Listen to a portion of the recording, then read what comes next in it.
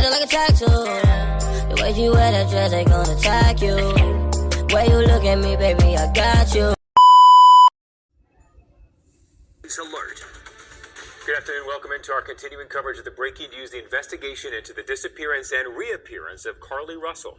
Yes, we're waiting right now for a news conference for Hoover Police. We understand the police chief, Nick Durzis, will be there, along with the mayor, Frank Brucato. They're setting up right now, along with all the investigators involved in this case. This is all part of that investigation. There is a protocol that goes along with an investigation. Everyone is so glad that Carlee Russell was returned to her home on Saturday, but now this is all part of it to figure out if there is a kidnapper on the loose. We have had no indications of that. We have had no indications if the public is in danger, and these are the kinds of answers we're hoping to get at this news conference. To be completely transparent, listen, y'all, we live in this community just like you do. So many of us, so many of our friends have been following this case so closely as you have for ever since this began on Thursday night and early Friday morning. And of course, so many unanswered questions now about what happened to Carlee, where she was for those 48 hours. And the number one question, as you said, Sarah, that everybody wants answered and believes they deserve an answer to from just a public safety standpoint is there a danger to the public? Is there a threat to the public? Is there an abductor on the loose? That's, of course, one of perhaps the most prominent key question that we hope police will answer today. But there are so many others, including new questions based upon what they told us last night, new information that we just learned about 9 p.m. last night. That's right. We have that on your screen right there, the details in the Carlee Russell case. She went to the Target on Highway 280, bought snacks. Police releasing this information saying they haven't found evidence of a toddler. And we also have that traffic cam video showing what appears to be her vehicle stopping on the interstate I-459 around mile marker 11. But you also notice there were a lot of other vehicles driving along.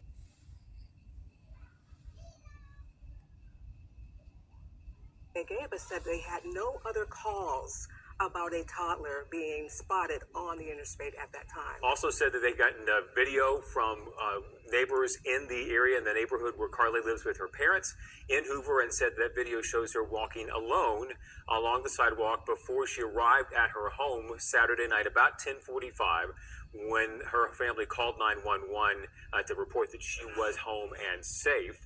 And then, of course, they said the police said they talked to Carlee very briefly around that time when she first returned home, but have been waiting for a chance to follow up with her, do a more in-depth question and answer session and interview to get more details about what happened to her, where she was during those 48 hours, and say they're still waiting for the chance to get that follow-up interview. As of last night, they said, in other words, she had not been made available to them again. And so, again, Hoover police have been waiting several days to try and have her help them answer so many of the questions that we all have about what exactly happened. So let's give everybody a background. Maybe you have not heard about this case and you need to know why we're breaking into programming. This all began Thursday evening at 9:34. Hoover police getting a 911 call from Carlee Russell saying that she had spotted a toddler on the side of the road on I-459 heading south at mile marker 11 there, and that she was going to stop and investigate. She also, according to police, called a family member who said while they were on the phone with Carlee that the phone was still open, but they lost contact with her and heard her scream. Right, and you see the police responding here. This is along the side of 459. And again, the traffic cam video, which we were the first to break for you last Friday night, showed about 3 minutes from the time you see what we believe to be Carlee's car pulling over there, kind of rolling along the side of the interstate there for quite some time before stopping. About 3 minutes later, police show up, and it said when they got there, she was not there. Her car was still there, her cell phone, her wig, I believe her Apple Watch was all inside there, but Carlee was not. So where did she go in those 3 minutes? And then the 48 hours afterwards was a huge question mark, obviously. And then police did say last night that Carlee, I think they said she ended the call with a 911 operator and then called that family member, has been described both as a sister-in-law, their brother's girlfriend, and then and told her what was going on. And that's when suddenly they heard the scream, and she drops out of the call, but the phone was still open when they got to the car. We have a little bit of a statement from Carlee's mom, which was released to us yesterday afternoon, about 24 hours ago. Talitha Robinson Russell saying in part, Carlee has given detectives her statement, and hopefully they are pursuing her abductor.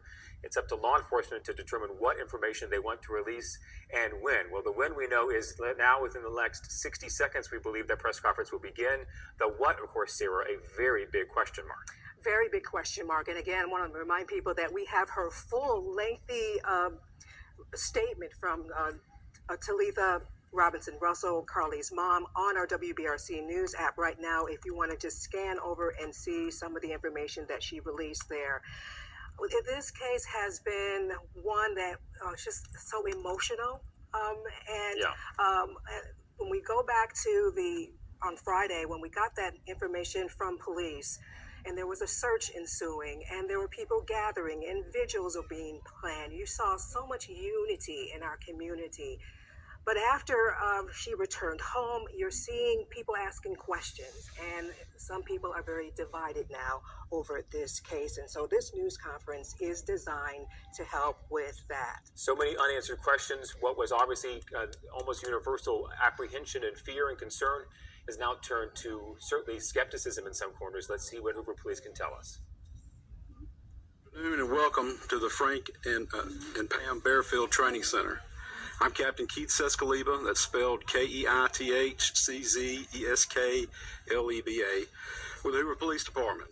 Joining me at the podium today will be Hoover Mayor Frank Brocato, spelled Brocato, and Hoover Police Chief Nick Durzis, spelled Derzis. You may also hear from Lieutenant Daniel Lowe, spelled Lowe, of the Hoover Police Investigations Division. Mayor Brocato will make a brief opening statement, and then Chief Durzis will read a prepared statement. After Chief's statement is complete, there will be an opportunity to ask a few questions regarding this investigation. Keep in mind that this is still an ongoing investigation, so there may be some questions that we cannot answer. With that, I will turn it over to Mayor Brocato. Okay, YouTube. So what are your thoughts at this point? Are you as confused as the rest of the public as to what really happened to Carlee Russell? Do you believe she was actually kidnapped, or do you think she staged this whole thing? Comment down below your thoughts and opinions on that.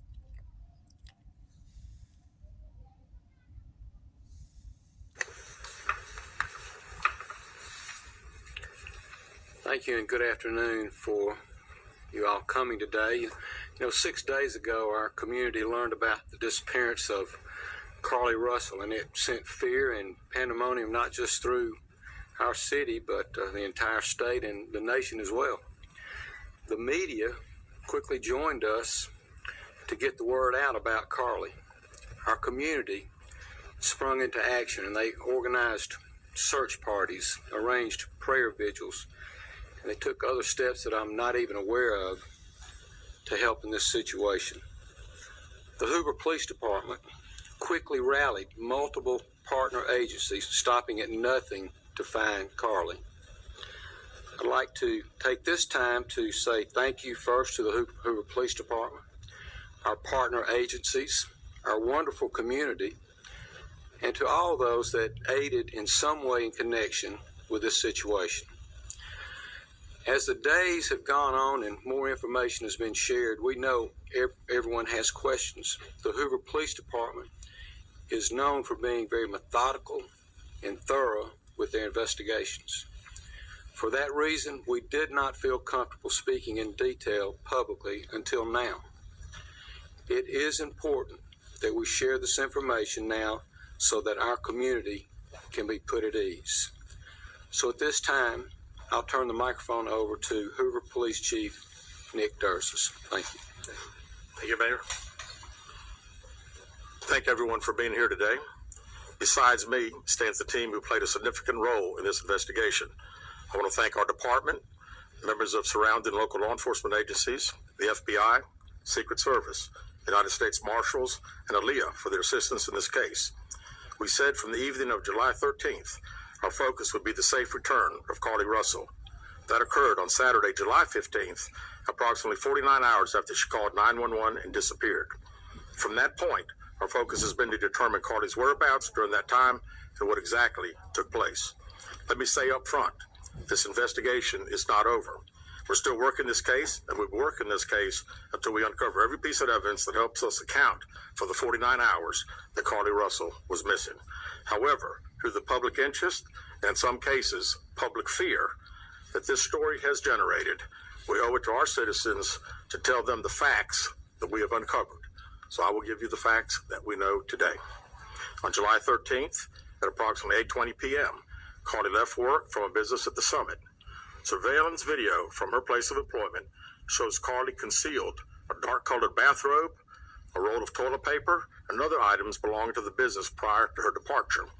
She ordered food from Taziki's at the Colonnade and traveled there. She then traveled to Target on 280, where she purchased some granola bars and Cheez-Its. From there, she remained in the parking lot at that shopping center until 9:21 p.m. when she drove to I-459.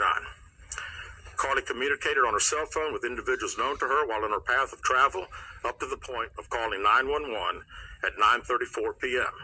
And at this time, we will play the 911 call in its entirety.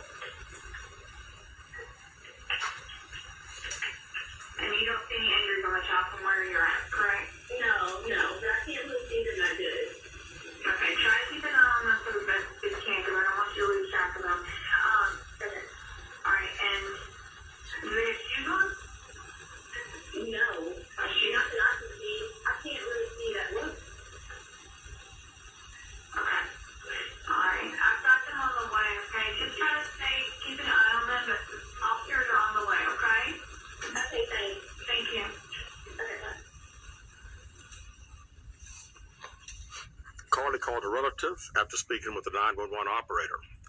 She went missing during that conversation sometime after 9:36 p.m.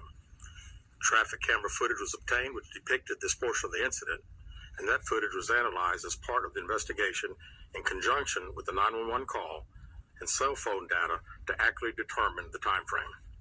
Carlee's 911 call remains the only report of a child on the interstate, despite numerous vehicles passing through the area at that time. No one has called to report that a child is missing, and the Hoover Police Department did not locate any evidence of a small child walking down the interstate. Data from Carlee's phone, including her Life 360 app, shows that she traveled approximately 600 yards in her vehicle while she was on the phone with 911, stating that she was following a child. 600 yards. That is 6 football fields straight. 600 yards. The Hoover 911 Center received a second call from Carlee's mother, stating that a relative was on the phone with her when they heard Carlee scream, and then they had an open phone line. Hoover police officers arrived on the scene within 5 minutes of being dispatched, and several other officers arrived shortly. They located Carlee's wig and cell phone in the grass near the vehicle. Her purse was located in the front seat of her vehicle with her Apple Watch in the purse. The food she ordered for Tzatziki's was also in the car. The items she purchased from Target, as well as the items taken from her place of employment, were not in the vehicle, nor were they located anywhere around the scene. Hoover police deployed all available assets from the point in the search for Carlee. Additional resources were called in to include our own drone unit, crime scene investigators, and numerous detectives responded to the scene. Throughout the day Friday, officers from surrounded local and federal agencies assisted Hoover police in the search for Carlee Russell. Officers returned to the scene on 459 to conduct a thorough line search for evidence.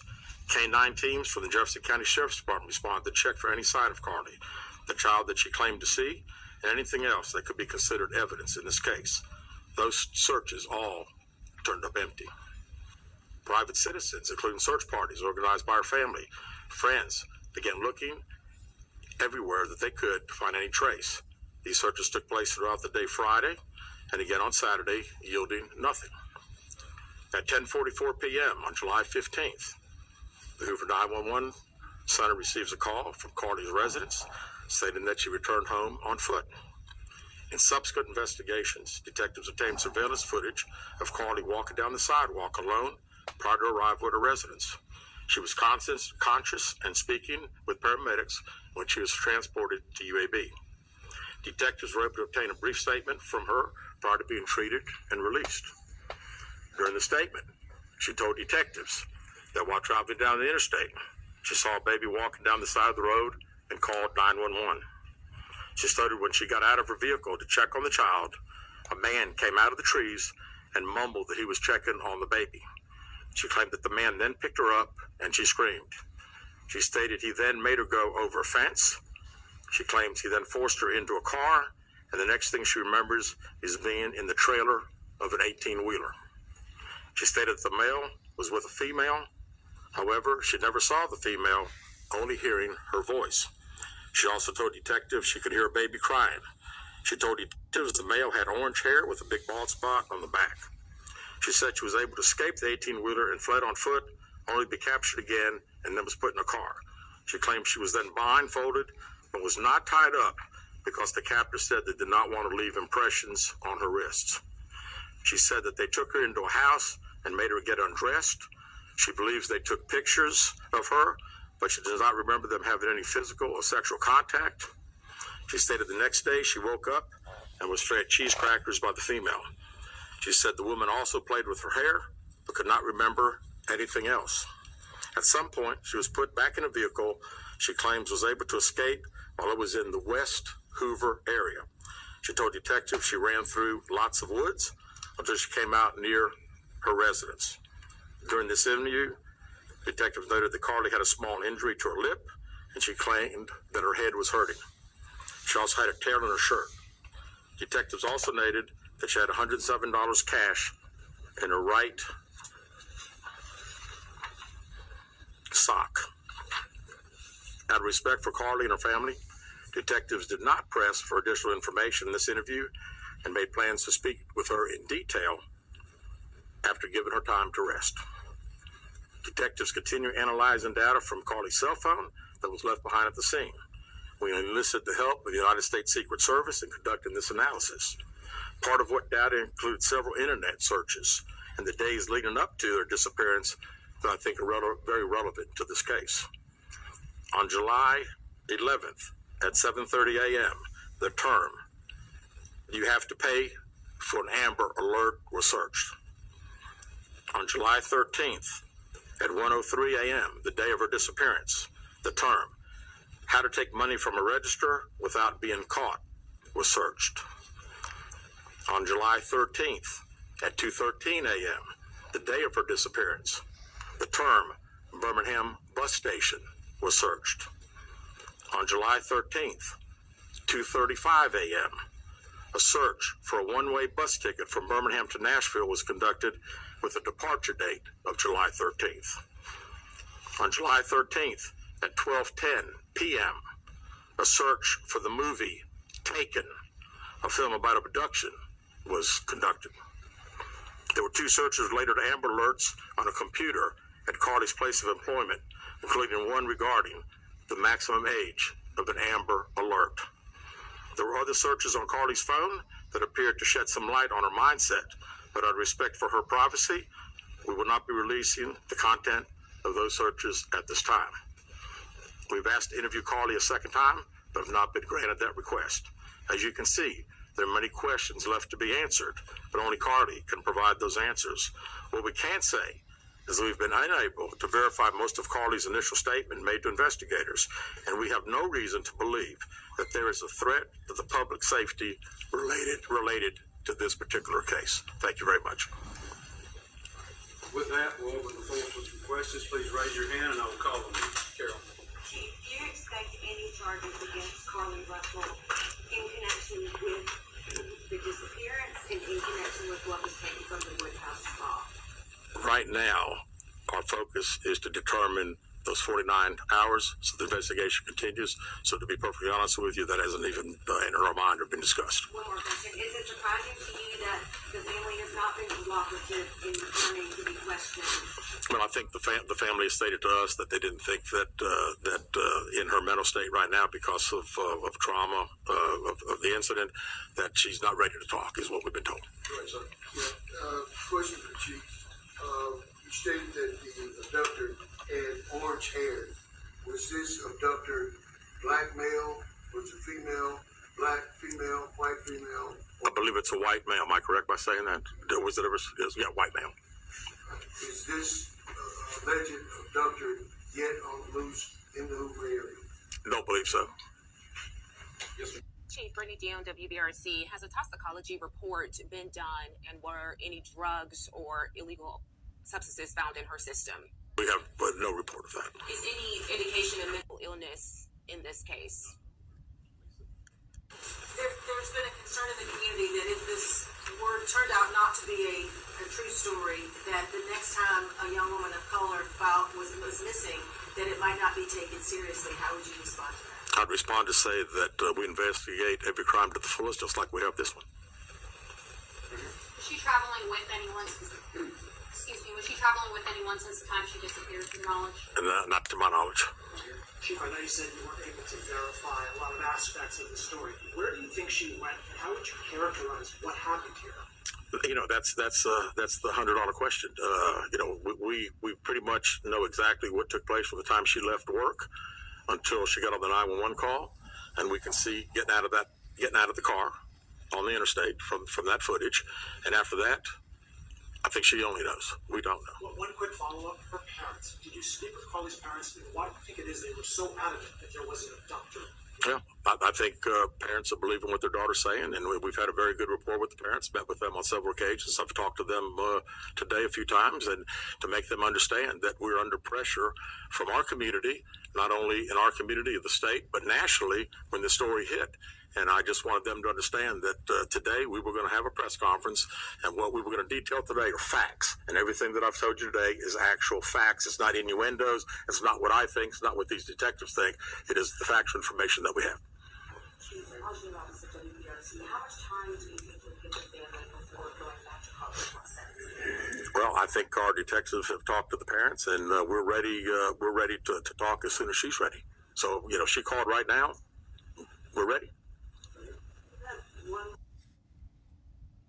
Okay, I'm going to conclude this video for now. I just pretty much want to get this out there for those that have not been up to date on the situation with Carlee Russell, and to see, after hearing all of this information released by the press, what are your thoughts?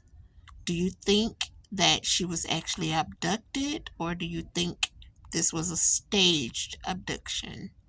Please comment down below. Don't forget to like and subscribe if you haven't already done so. Thank you.